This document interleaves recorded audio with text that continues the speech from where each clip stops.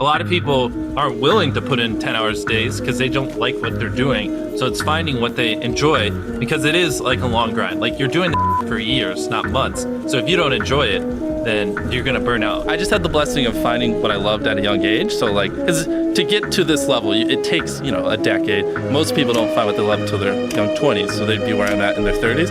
I just lucked out and found it when I was really young. Living your life chasing like a nicer car and a bigger and bigger box to live in is kind of like a dumb way to go about life. I actually, funny enough, I lived in like a super below average home. And I kind of learned why famous people don't live in below average homes, because someone broke in, stole everything I owned. So I had to get a little nicer house for security reasons. But before I was robbed, I mean, like, my place is like a little duplex, $700 a month. You get a roommate, it's $360 split. People think just because you go for views means you can't have fun, but you can pull views and you can have fun, which is what we purposely try to do. If you're not doing something that's just inherently fun to you, you're just quit. Just give up. Like, you gotta at least semi-enjoy what you're doing, or you're gonna quit long before it gets to the point where it brings in money or whatever else could be driving you. So find what you love, and then I would just hyper obsess.